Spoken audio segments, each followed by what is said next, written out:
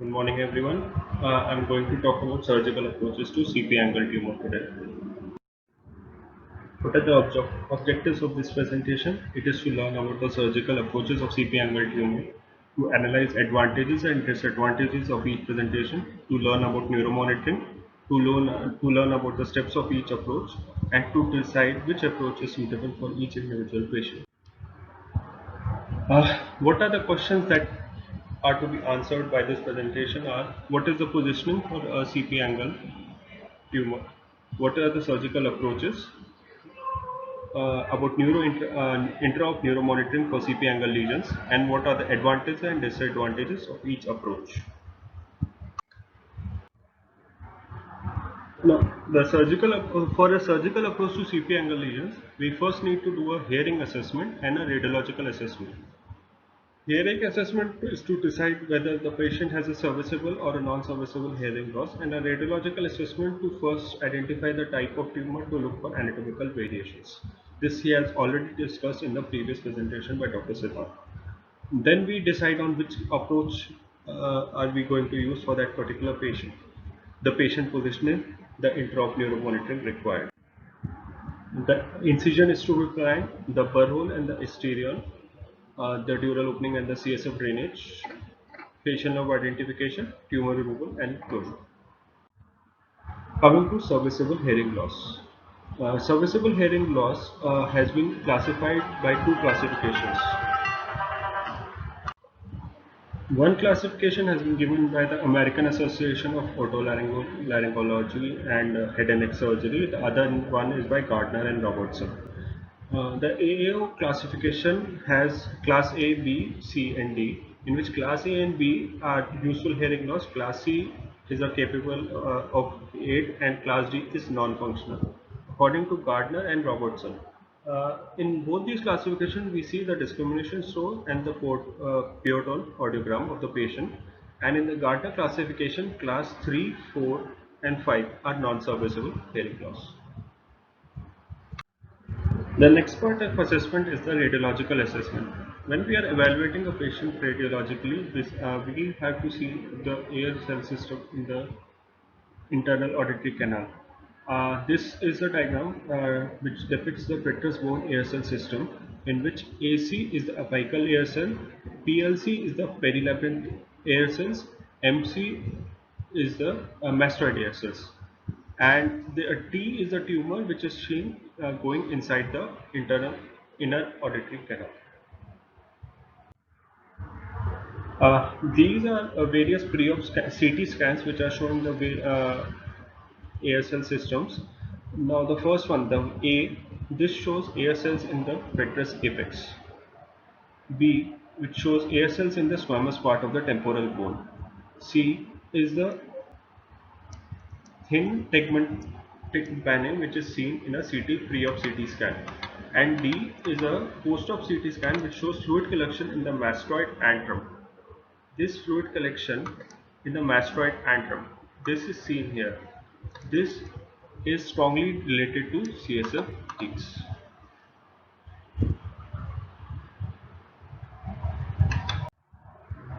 Now coming to there are some tracks. The ASL system, they have some tracks through which CSF can cause drain and can cause post-operative CSF leaks. Now the A1 is a typical track in which the squamous part of the temporal bone is connected to the petrous apex, which is through the antrum. Now there is something called as a direct track, in which there is a direct connection between the squamous part of the temporal bone to the petrous apex, and then there are some unusual tracks. These unusual tracks from the squamous part of the temporal bone and the petrous apex to the aortic tympanic cavity or the eustachian tube. The posterior superior one, I'll just show you one. This one, the posterior superior cell tract is connecting the attic directly to the petrous apex rather than to the mastoid antrum. The second one, the one just below it, the hypotympanic tract connecting to the tympanic cavity through the carotid canal and cochlea from the apical area of the petrous apex. The third one, the one below, the petrous peritubal tract connecting around the eustachian tube from the apical area of the petrous apex. And the squamous tympanic tract. Squamous tympanic tract connecting the tympanic cavity from the squamous part of the temporal bone rather than through the mastoid atrium. So all these are various tracts through which the temporal bone are connected to the petrous apex. These can cause CSF leak in the post-op period to either of these tracts if they are not taken care of during the intraoperative period. Now coming to the surgical approaches, there are three commonly used surgical approaches for the CP angle, in which retrosigmoid approach is the most commonly one used. Retrosigmoid approach, the main advantage is their hearing preservation. The middle cranial fossa approach has a hearing preservation but is generally used for small tumors, the intracanalicular small tumors. Then there is a translabyrinthine approach which are used for large tumors with no serviceable hearing, generally to the size of approximately 3 centimeters. These are three pictures showing the three various approaches. Now coming next to the patient positioning. The patient is normally, in our center we use a park bench position. Others position which can be used as sitting, prone, lateral or supine oblique. What is the advantage of park bench position? It is comfortable to the surgeon. It has excellent visualization of the CP angle and direct visualization of the vessels. There is ease of tumor removal and it prevents hypotension, and there is no concern about air embolism. Air embolism is a major concern when we are using a sitting position. This is a patient which is shown in Parkman's position. As you can see in this, the patient is lateral. It is 3/4 lateral position, and the one of the arm of the patient is above. This is the arm which is above. Then one of the arm is below. Like this can hang. The lower arm can hang on as a slit also downwards. The patient's body is turned 3/4 anteriorly, 3/4 anteriorly, like 3/4 lateral towards the anterior on one side, and the head. Uh,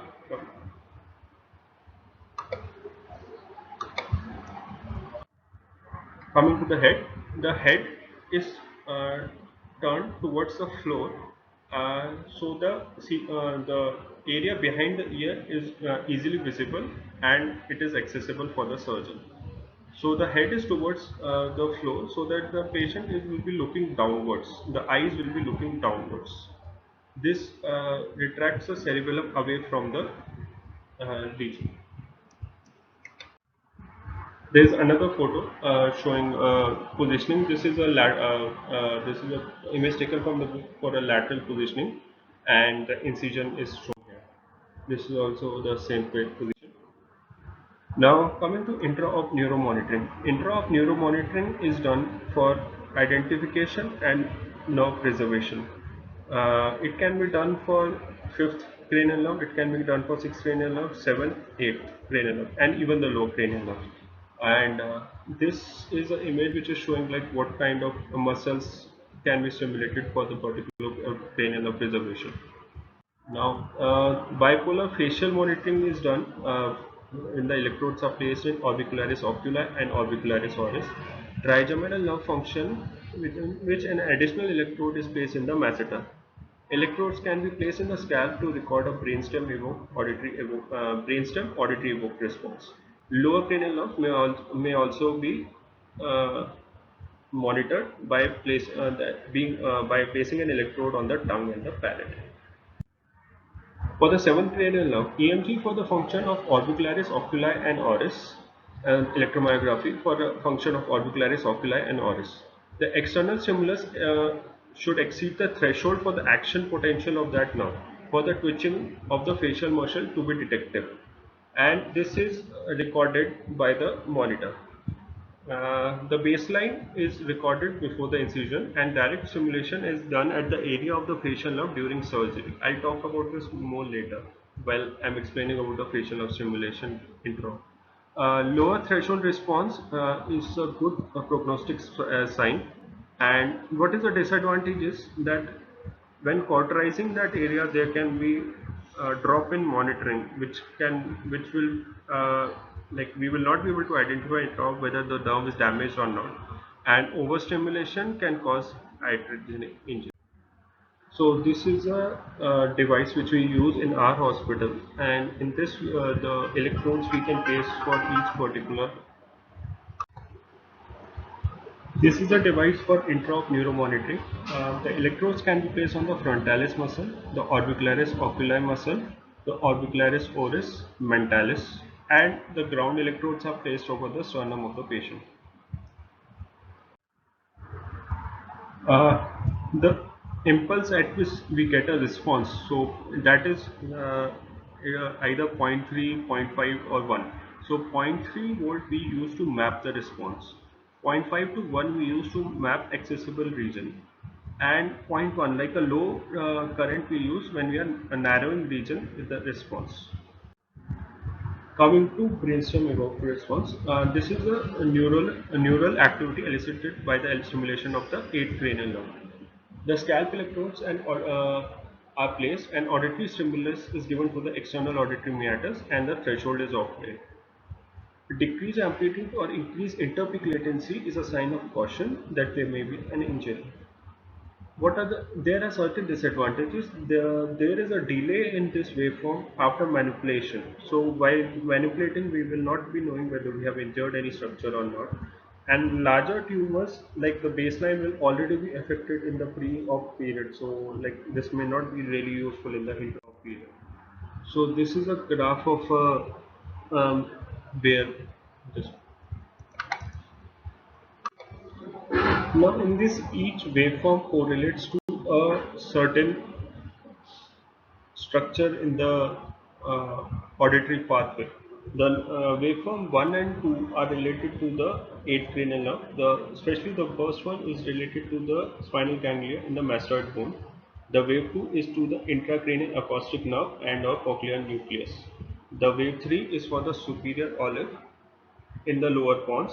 Wave 4 is for the lateral lemniscus in the middle pons. Wave 5 is for inferior colliculus in the midplane. Wave 6 is for medial geniculate in the thalamus, and wave 7 is for thalamocortical radiations.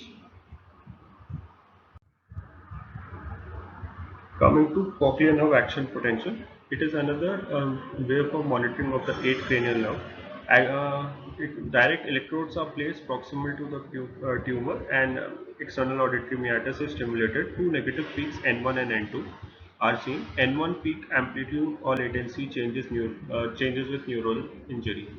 This has a faster response time as compared to the brainstem evoked response, but the recording electrode is bulky and it gives, so there is a limited access to the proximal normal nerve during surgery.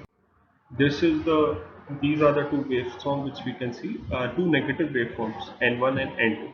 This is a cochlear nerve action potential. So now I'll be talking in detail about the retrosigmoid approach. What are the advantages? First is hearing preservation, facial nerve preservation in the even in an intercanalicular type of tumor with the less than 3 centimeter or greater than 3 centimeter size.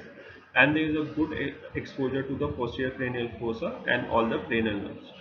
The disadvantages are the higher rate of CSF leakages as compared to the other approaches. In one of the studies, it has been quoted as 10% for in a retrosigmoid approach, 0% in a middle cranial fossa, and 8% in a translap approach.